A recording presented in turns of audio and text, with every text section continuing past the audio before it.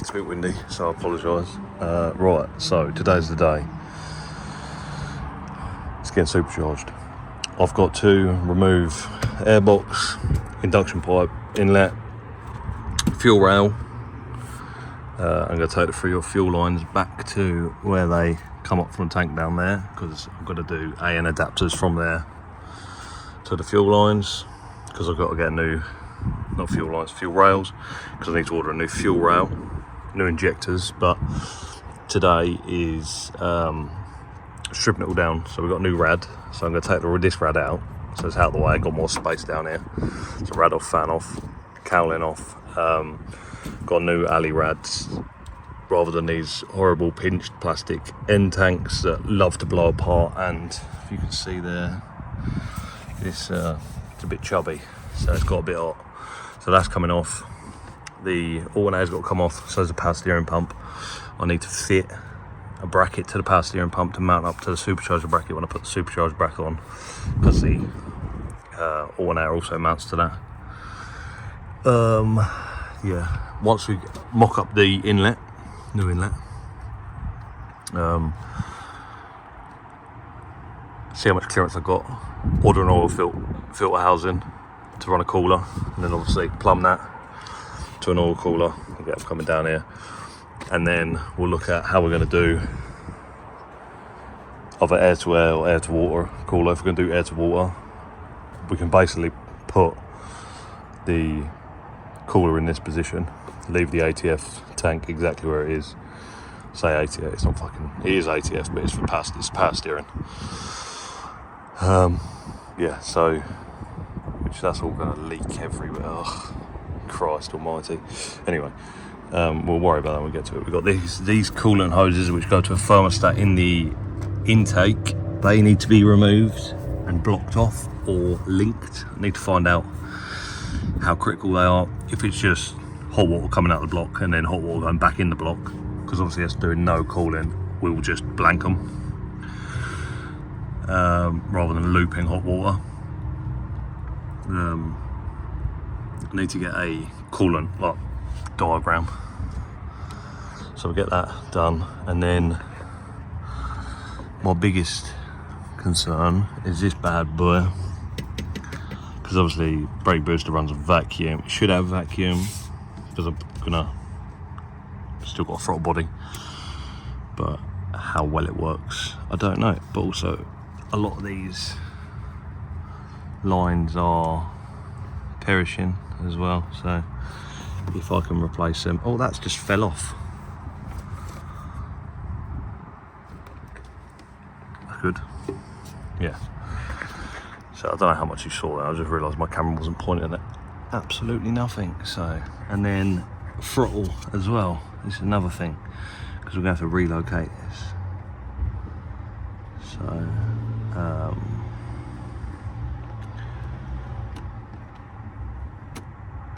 see what we can get away with, what we need changing, because it's quite a size. Oh, them coolers go through the throttle body as well, so it goes out the block, in the throttle body. Yeah, out the block, into the throttle body, out the throttle body, into... I assume this is like a thermostat, so if it's sucking in cold air, it's open to warm up, so the throttle, the air going into the engine for emissions, bollocks. Doing away with all that, obviously, because this is a performance motor. But yeah, I've got it up on the quick jacks already. Quick lift, quick jack, quick lifts. So it's all nice and solid in the air. I'll get all the wheels off and that, just for the sake of it. And then I'll set a GoPro up, probably up here looking down, and I'll start tearing shit up. So, here's it.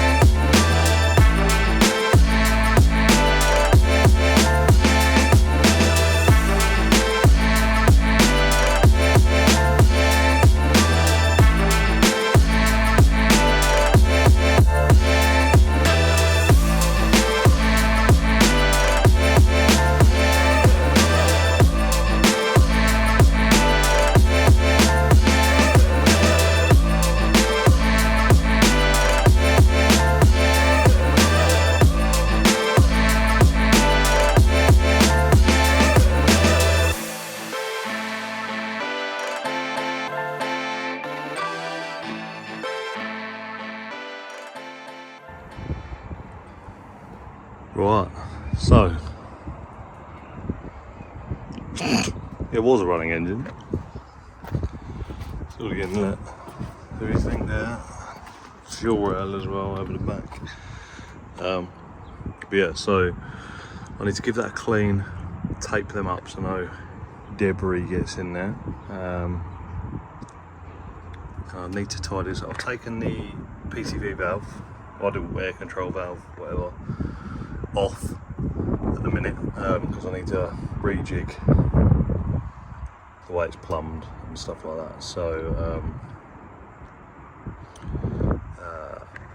it'll probably be fine there, but I need to get the supercharger mounted to see what's what. That dipstick looks like it's going to be an issue. Might be okay.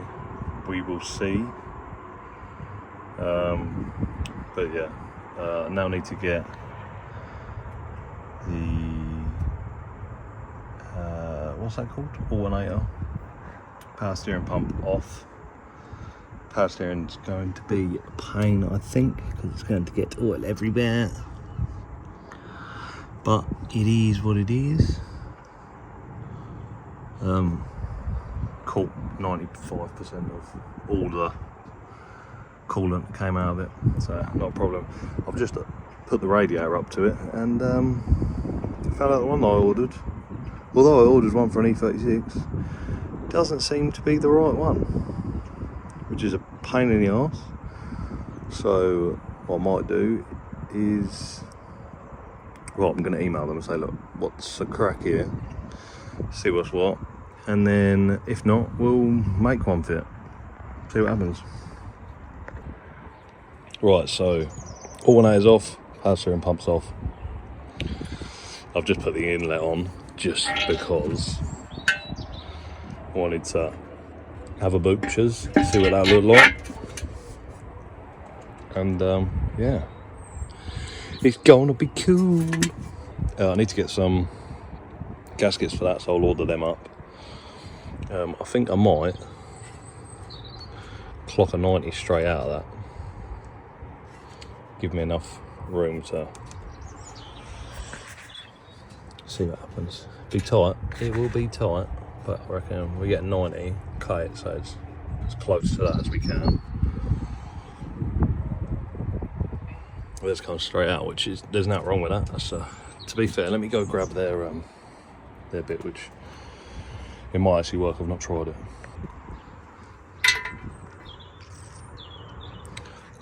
Plenty of room to get a cooler top under it. That might actually work perfectly, because I want to bring, if I'm doing a air to water, I want to set it up here. We'll have the air coming in, air coming out, or air coming out the top of the supercharger, in, up, back out, which will make, if that makes sense, down, in, cooled, up, back up, in the inlet. Possibly. See how it goes.